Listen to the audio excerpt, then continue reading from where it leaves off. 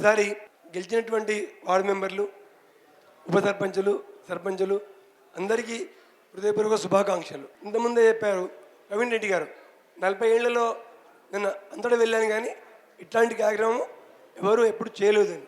కానీ మనం చేస్తున్నాం. ఎందుకు కారణం మీకు చెప్తాను. నేను 20 ఏళ్ల కింద మీ ఊర్లో పొదుపు సంఘం లేదు. ఆ సంఘం పెట్టినప్పుడు 3 రూపాయల వడ్డీ, 40 రూపాయల వడ్డీకి కూడా దొరికే పరిస్థితి లేదు. ఇవాళ 1 రూపాయి వడ్డీకి, కొన్ని ఊళ్ళో రూపాయి చారణ వడ్డీకి లోన్ దొరుకుతుంది. అంటే ఒక్క అప్పించినాం మనం, దానం చేయలే, చందా ఇవ్వలే, అప్పించినాం. వాళ్ళ అమౌంటే, అంటే వాళ్ళ అమౌంట్తోనే వాళ్ళకి ఇస్తేనే ఇంత డెవలప్మెంట్ ఉంది. అయితే అప్పుడు 20 ఏళ్ల కింద కూడా అదే పొదుపు సంఘం, 20 ఏళ్ళు అయినాక అదే పొదుపు సంఘం. చెట్టు చిన్న ఉన్నప్పుడు దాన్ని మనం కంచేస్తాం, నీళ్లు పోస్తాం, పశువులు తినకుండా కాపాడుతాం. చెట్టు పెద్దగైంది కదా, ఇంత వృక్షమైంది. ఇప్పుడు కూడా ఇంకా మనము ఆనే కూర్చుంటే దాని యొక్క ఫలితము కరెక్ట్ ఉండదనిపించింది. కాబట్టి ఇవాళ ఇంతమంది ఎన్నికైంది కాబట్టి రాబోయే 5 ఏళ్ళు మీ ఊర్లో మీరే పరిపాలన చేస్తారు. మన ఊరు అభివృద్ధి చేయడానికి ఇప్పుడు మీరు చెప్పారు, ఏం చెప్పారంటే ఒక్క ఊరు ముందుకు వస్తే డెవలప్మెంట్ కాదు, ఒక 5 గ్రామాలు 10 గ్రామాలు క్లస్టర్, అంటే పక్క ఊరైన సర్పంచ్ వేరే పార్టీ, నేను వేరే పార్టీ. నేనేమంటున్నానంటే గెలవక ముందు ఆ పార్టీ వేరే, ఈ పార్టీ వేరే. గెలిచినాం కదా, ఇది మన ఊరు కదా, మన పొదుపు సంఘంలో పార్టీ లేదు కదా. కాబట్టి త్రంబాలు చెప్పినట్టు ఒక 10 గ్రామాలు 5 గ్రామాలు కలిసి ముందుకు వస్తే నీటి వ్యవస్థ, అంటే బోరు ఉంటేనే నీళ్లు, అట్లా ఏం కాదు. ఇప్పుడే మన రవీంద్ర రెడ్డి గారని మరొక చేశారు, ఏమని బోర్ వేయకుండా కాలువ లేకుండా నీళ్లు చేసుకోవచ్చు అని. అలా చాలా ఉన్నాయి. మీరు ఎంత కలిసి ముందుకు వెళ్తే ఒకటి నీటి కోసం. మూడోది వారు చెప్పారు సురేష్ గారు, ఏమని పొదుముగులు, డ్రైనేజీ, లైట్లు ఇది ఆగిపోవద్దు మీరని. ఇవాళ ప్రభుత్వాలు చాలా గ్రామ పంచాయతీకి నేరుగా మీకు అమౌంట్ వస్తాయి. ఇందులో ఎంత మిగిలించుకోవాలనుకుంటే మిగిలించుకోవచ్చు మీరు. మళ్ళీ సేమ్, మళ్ళీ ఎన్నికలకు మళ్ళీ ఖర్చు పెట్టాలి, ఇదే నడుస్తుంటుంది.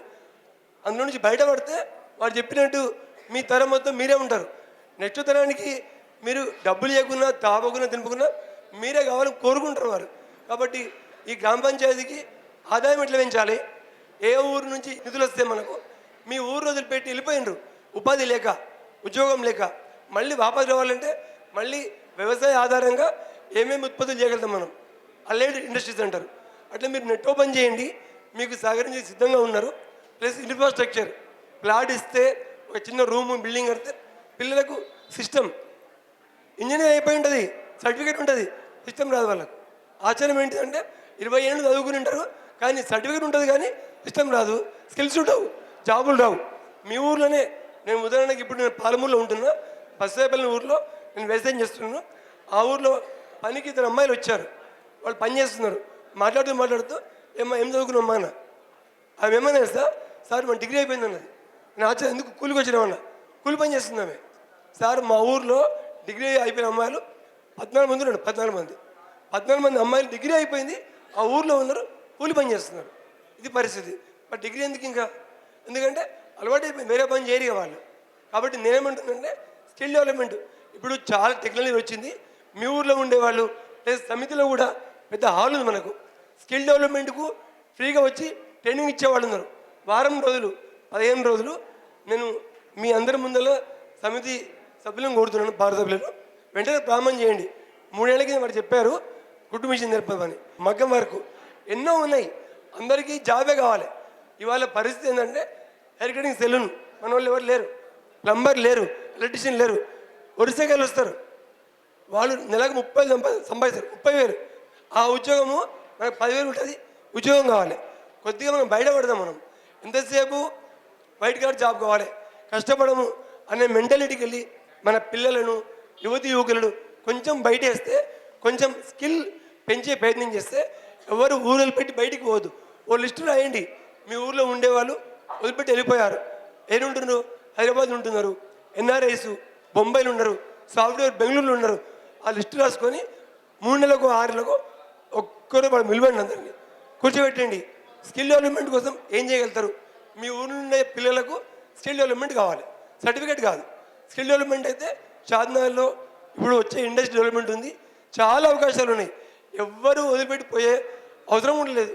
కాబట్టి దయచేసి మళ్ళీ ఒకసారి కూర్చొని, ఇంతమంది మీరు ఎదిగొచ్చారు, ఇంత అవకాశం ఉంది మనకు, 20 ఏళ్ళు అయిపోయింది, కాబట్టి ఇంకా మనం పొదుపులు అప్పుడు ఆనేయకుండా వాళ్ళు ఇంకో మాట చెప్పారు, ధర్మస్థలిలో 5 ఉన్నాయి, ఆ ఊర్లో ఎవరు కూడా ఆకలితో ఉండొద్దు. ఇప్పుడు ఈడ పెడుతున్నారు వాళ్ళు టీచర్, మరి మీ ఊర్లో గుడికాడ రోజు మధ్యాహ్నం ఇంత అన్నం వండి పెట్టలేరా? 5 కిలోల అన్నం పెట్టలేరా? ప్రారంభం చేయండి, 1 కిలో అన్నం ఉండండి, కిలో అన్నమే రోజు మధ్యాహ్నం నైవేద్యం పెడతాం, భోజనం పెడతాం. స్టార్ట్ చేయండి. మీరు అనుకుంటున్నారు కానీ అన్నదానం ప్రారంభం చేస్తే డబ్బులు ఇచ్చి మస్తు డబ్బులు ఇచ్చేవాళ్ళు ఉన్నారు. కాబట్టి సాయంత్రం కూడా పిల్లలకు ట్యూషన్, సాయంత్రం తర్వాత విద్య, వైద్యము, ఆహారం, ఈ 3 విషయంలో మీరు ఆలోచించండి. ఆలోచిస్తే చాలా అవకాశాలు ఉన్నాయి. భవిష్యత్తులో వాళ్ళు చెప్పినట్టు ఈ 50 సంఘాల వాళ్ళు అందరూ కూడా పక్కన ఏ ఊళ్ళో సంఘాలు లేవు అక్కడ సంఘాలు ప్రారంభం చేయాలి. ఉన్న వాళ్ళందరూ రాబోయే 5 ఏళ్ళు మీ ఊరు గురించి పార్టీలకు అతీతంగా అన్ని సర్పంచ్ కలిసి కూర్చొని ఆలోచిస్తే మంచి భవిష్యత్తు ఉంటుంది. ఈ దిశగానే మీరు ఆలోచిస్తారని కోరుతూ